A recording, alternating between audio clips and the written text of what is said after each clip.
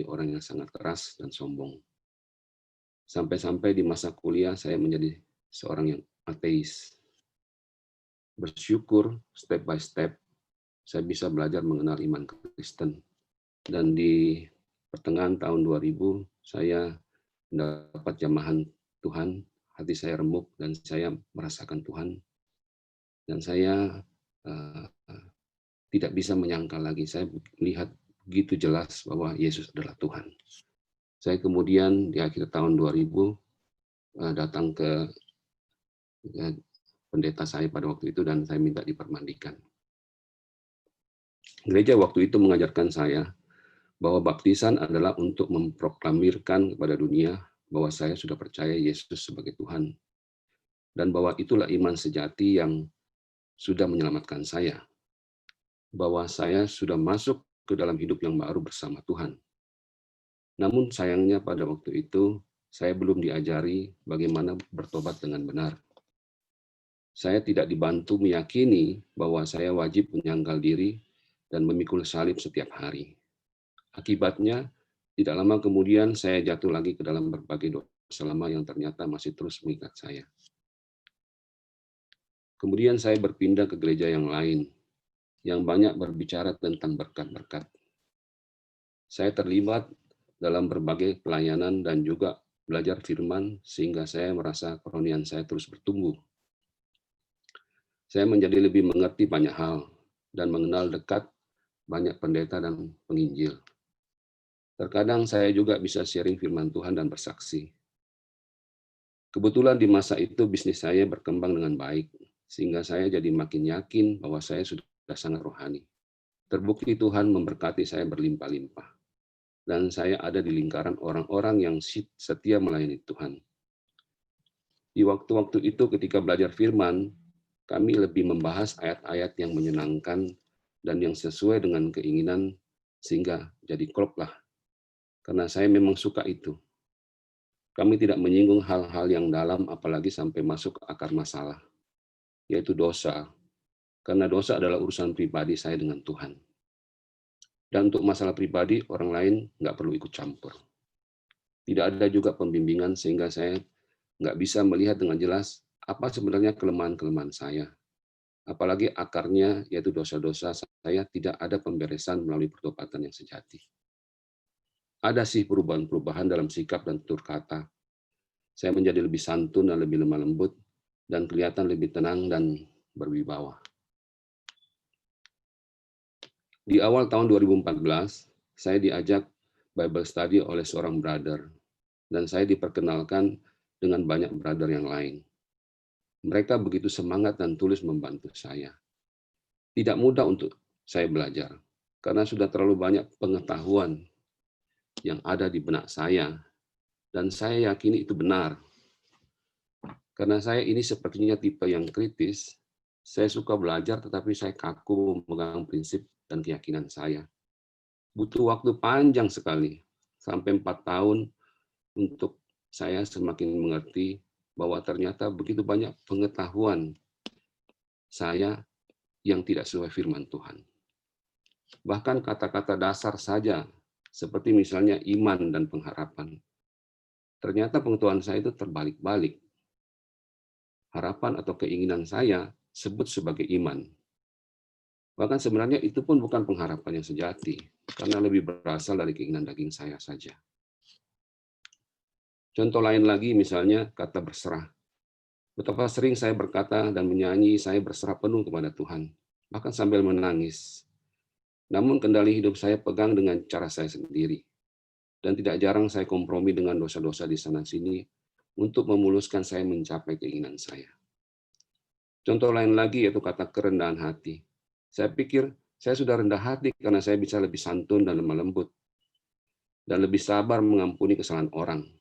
Tetapi akar masalah yang lebih dalam yaitu dosa dan kelemahan saya tidak mengerti dan saya tidak merelakan hati saya untuk diperbaiki.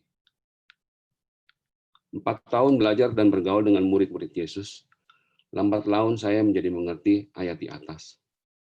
Bahwa ternyata ada banyak sekali pengetahuan yang saya bangun sendiri, dan saya juga sangat terpengaruh oleh komunitas yang tidak sungguh-sungguh mengejar kemurnian.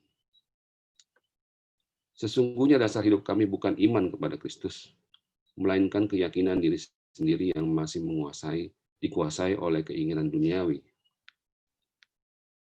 Bersyukur sekali, brothers and sisters, di dalam jemaat ini juga telah membantu saya belajar untuk mengasihi Tuhan dengan benar. Bahwa saya harus segenap hati mengasihi Tuhan, dan bagaimana mempraktikkan itu dalam hidup saya. Mata saya mulai terbuka melihat ada banyak sekali kesalahan yang saya buat di sana-sini, karena saya mengandalkan pengetahuan atau hikmat duniawi saya. Dan semua itu membawa dampak masalah yang besar yang saya harus tanggung dan bayar harganya sampai hari ini. Tidak mudah, tetapi saya sangat bersyukur Tuhan begitu baik. Melalui firman-Nya dan bantuan murid-murid Yesus, saya dikuatkan dan ditolong untuk menemukan jalan solusi. Ada banyak brothers and sisters terus mendukung saya. Mereka adalah pahlawan-pahlawan iman saya. Mereka adalah rasul-rasul yang membawa Mesias hadir ke dalam hati saya. Bahkan setelah dibaptis menjadi murid Yesus,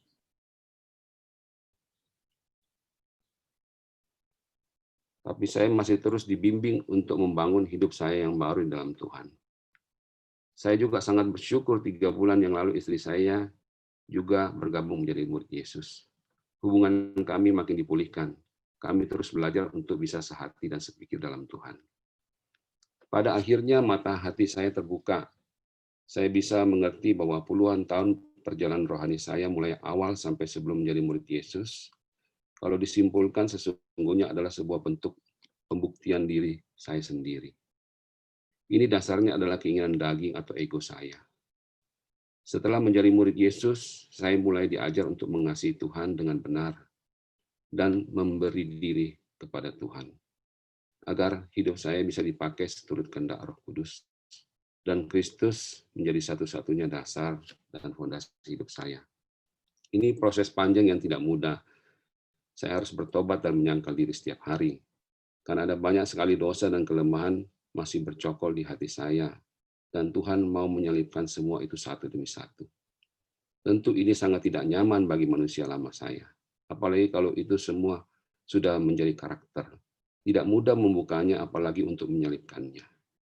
Namun saya bersyukur melihat ternyata satu demi satu pemulihan sudah terjadi. Bahkan di dalam setiap detail pekerjaan saya terus diberi hikmat Tuhan untuk membenahi semuanya dengan baik dan benar. Amin.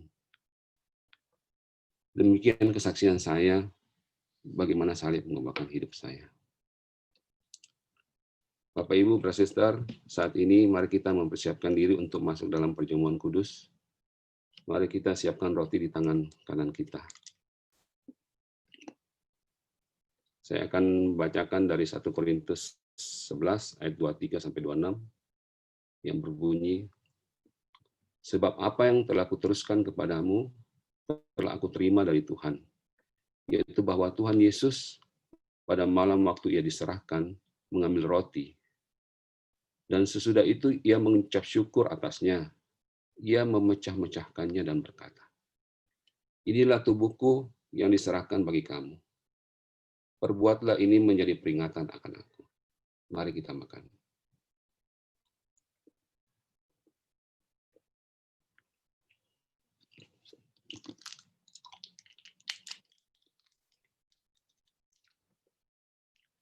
Demikian juga ia mengambil cawan sesudah makan, lalu berkata, cawan ini adalah perjanjian baru yang dimateraikan oleh darahku.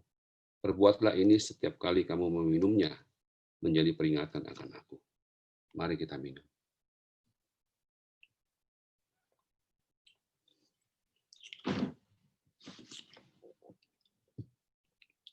Sebab setiap kali kamu makan roti ini dan minum cawan ini, kamu memberitakan kematian Tuhan sampai ia datang.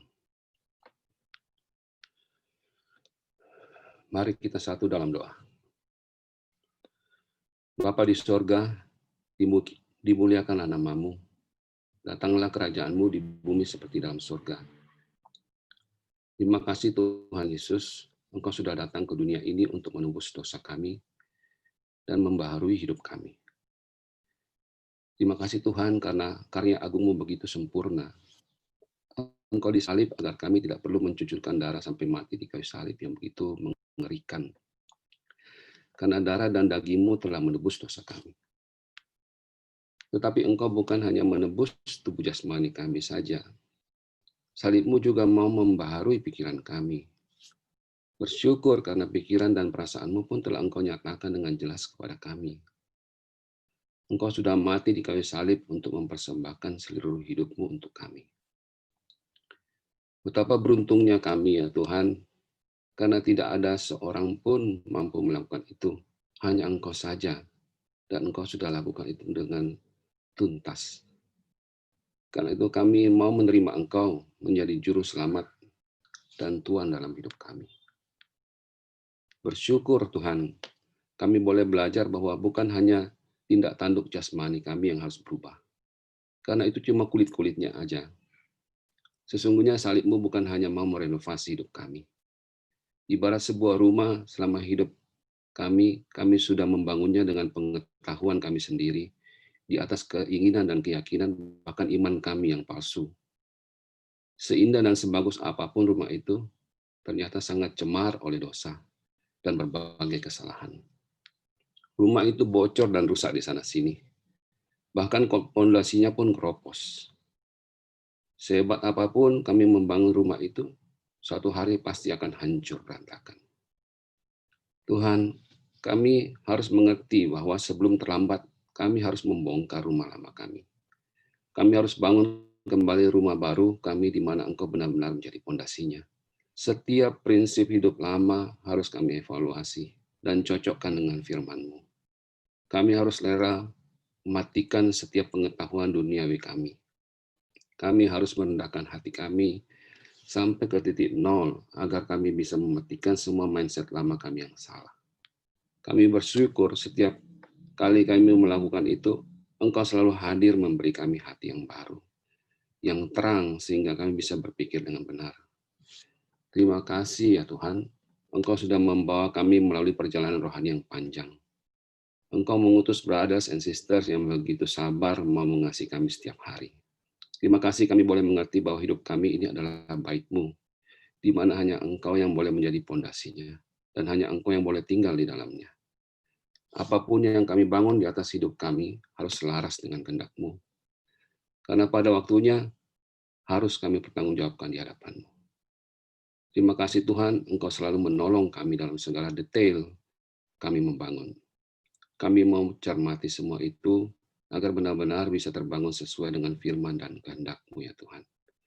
Karena kebenaran-Mu itu adalah kekuatan sejati yang pasti memberkati kami di bumi ini bahkan kekal sampai di surga. Amin.